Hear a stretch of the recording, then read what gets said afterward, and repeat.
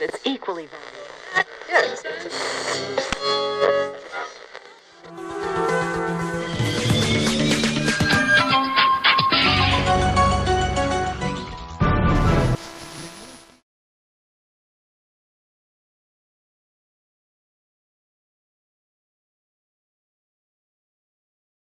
Hola, soy Maite García. Tuve mi momento hace bastantes años, mi momento de locutora sobre todo. Quiero saludaros a todos los que estéis viendo Tribuna y que yo soy una de estas voces de Valladolid, o fui una de estas voces de Valladolid. 42 años, toda una vida dedicada a la radio. Es Maite García una de las voces más conocidas de la radio vallisoletana. Lo aprendió todo de la maestra María Teresa Íñigo de Toro y tuvo la fortuna de presentar el Festival de Benidorm en 1968, en la edición que ganó Julio Iglesias. Fue el salto definitivo no solo del cantante, sino también de la locutora que amó por encima de todo a una profesión a la que dedicó su alma. Ahora ya no hay locutoras, hay periodistas. Entonces a la periodista pues se le pide que tenga, no sé, tanto como voz como que sepa contar las cosas. Pero las locutoras y los locutores, que era lo que yo soy y he sido siempre, yo no me considero periodista, me considero locutora. Entonces, a nosotras se nos podía saber leer, tener una buena voz, o por lo menos pasable, y saber un poco de decir las cosas. Y entonces, eso es lo que nosotros hacíamos y lo que yo he hecho prácticamente casi toda mi vida. Luego he tenido que ser periodista. Digo he tenido que ser, tampoco me arrepiento, pero a mí no me gusta la noticia. A mí me gusta el contacto con la gente. Entonces Tere Íñigo, que fue pues para mí la persona más importante en la profesión, para mí la más importante.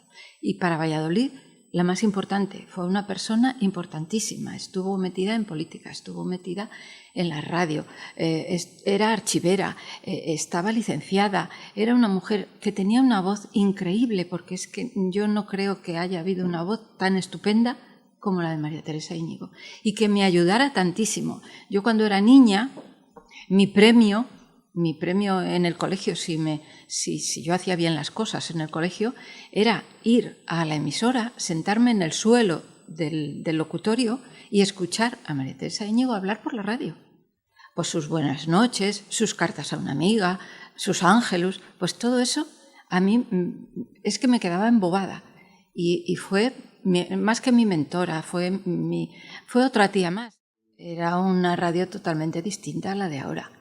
Era quizá, iba a decirte menos competitiva, no menos competitiva, pero no nos pisábamos, o sea, éramos compañeros, nos ayudábamos. No queríamos a ver si tú lo haces mal para poderlo hacer yo bien y destacar. No era así. Todos hacíamos de todo. Escribíamos, poníamos discos si era necesario, escribíamos los guiones, los leíamos, lo mismo los nuestros que los de los compañeros. Si estaba uno enfermo nos ayudábamos y nos apoyábamos. O sea, no tenía nada que ver. Fue mi vida durante muchos años, pero completamente. O sea, yo soy radio, yo no concibo el haber trabajado en otro sitio. Para mí no era un trabajo, para mí era una diversión. Yo iba a trabajar, hemos ido muchas veces a trabajar, muchas veces, muchos veranos, que hemos estado de vacaciones, hemos estado fuera de vacaciones en la playa y nos han llamado, oye, que se ha puesto malo alguien, y nos hemos venido del veraneo, nos hemos venido y hemos venido a trabajar, y con todo el cariño, pero porque era nuestra ilusión. Nosotros descansábamos porque había que hacerlo, claro, pero no nos importaba que no hubiera que descansar porque nos gustaba muchísimo, no solo a mí, a todos los que estábamos. Con especial cariño, quizá con el que empecé, con Ventana Abierta, con Juan Pascual. Si María Teresa Íñigo fue mi mentora y la persona que me ayudó en todo momento, Juan Pascual me enseñó a estar delante de un micrófono. Me enseñó a no confundirte. Cuando te da la risa, no reírte, que es muy difícil. Es muy difícil. Yo con Juan Pascual estuve muchos años haciendo ese programa, Ventana Abierta, que era completamente directo con la gente. La gente te llamaba, te contaba sus cosas Y no había esto que hay ahora que te insultan o que dicen unas palabras que a mí me parece que hay que cuidar un poco el idioma y no lo estamos cuidando nada.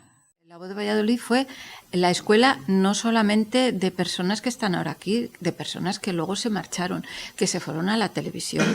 Decían que pasar por Valladolid era pasar por la escuela realmente, por la escuela para saber leer, para saber estar y para saber hablar delante de un micrófono.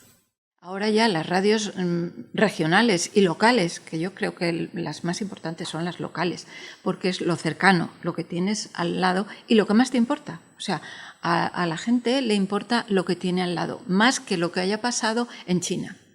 Entonces, a mí me parece que la radio local es, así como las televisiones locales y el periódico local, es lo más importante para el que está cerca. Pero claro, ahora se hace de otra manera y entonces no hay ni dinero ni presupuesto para mantener una plantilla y mantener unas personas como las que había entonces. Ahora tienen que ser plantillas pequeñas porque te dan 10 minutos, un cuarto de hora o 15 minutos, bueno, 15 minutos, un cuarto de hora, para que des tus noticias, pero no para que hagas tus programas. No hay sitio para programas en las locales. Era, sobre todo en Navidad, claro, normal.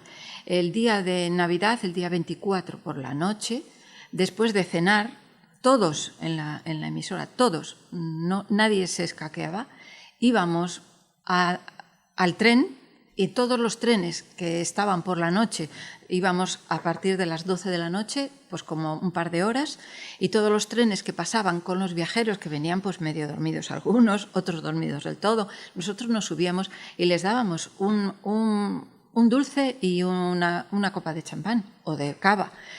Y entonces la gente lo agradecía y nos lo pasábamos bien y éramos solidarios. Luego, cuando los niños pues recogíamos juguetes y les íbamos a llevar a los hospitales o a los niños que lo necesitaban y que nos lo decían las monjas que estaban en los orfanatos, pues íbamos y se los llevábamos.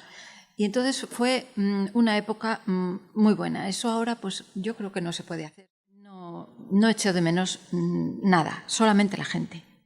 A la gente que se ha ido, la gente que no está, a esa sí la echo de menos. Hay otras personas que no, pero gente que ha sido importante para mí, sí, la echo de menos. Me dijeron que tenía 35 años y que era muy mayor para estar delante de un micrófono, que tenían que venir niñas de 18 o 19 años para hacer cosas que no sabían hacer. Bueno, ese podía ser el malo. Y el bueno, pues cuando los festivales, el Festival de Benidorm, por ejemplo, los festivales de la paz que se hicieron aquí, que yo hice todos los años, me gustaban mucho. El Festival de Benidorm llegó un momento en que dijeron, bueno, pues lo vamos a hacer de otra manera y se va a hacer por televisión el último día, que antes pues solamente era por radio, en toda España, pero por radio. Y dijeron, este año se va a hacer también por televisión, eran 3 días los que se hacía entonces y se hacía el último día por televisión. Y abrieron no sé si un concurso o cómo llamarlo, que dijeron que todas las locutoras, porque se hacía con los hermanos Vázquez, que entonces eran muy famosos en televisión, y dijeron, bueno, pues las locutoras, la locutora que vaya a hacerlo, que sea una de una provincia de España. Y nos dijeron a todas, a los directores y directoras, solo Tere Íñigo, porque no había en ese momento ninguna directora más, fue la primera y la única que había. Le dijeron, pues mandarnos fotos y grabaciones de las locutoras que tengáis. Y entonces de toda España, pues me eligieron a mí. Dio la casualidad, oye, cayó la bola y me eligieron. Y entonces, pues, dio también la casualidad de que fue el año en que se presentó Julio Iglesias y ganó, con Los Gritos, que era en ese momento pues otro de los grupos que estaban en pleno apogeo. Y con la misma canción, o sea, la misma canción cantaron los dos y ganaron, claro, los dos La Sirenita de Oro. Lo que pasa es que la proyección que tuvo Julio Iglesias después no tiene nada que ver con la que tuvieron los demás.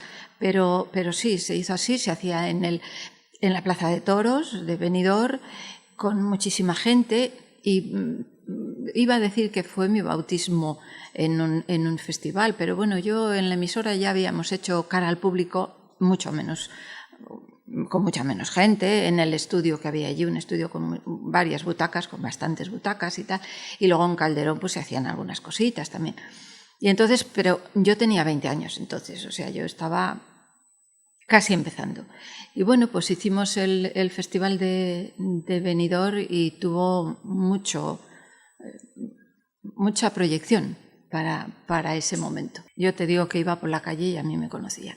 Porque claro, se hacía mucho cara al público también. Y la gente iba mucho a visitar la emisora y a hablar con nosotros. Iban a verlo. Y estaban con nosotros y hablábamos. Y claro, era muy cercano todo. Y ya te digo, ibas por la calle y te conocían. No te digo que como ahora, claro, porque ahora sales en la televisión y cualquier persona que salga 2 días, bien o para mal, se la conoce. Pero sí, te conocían y para bien.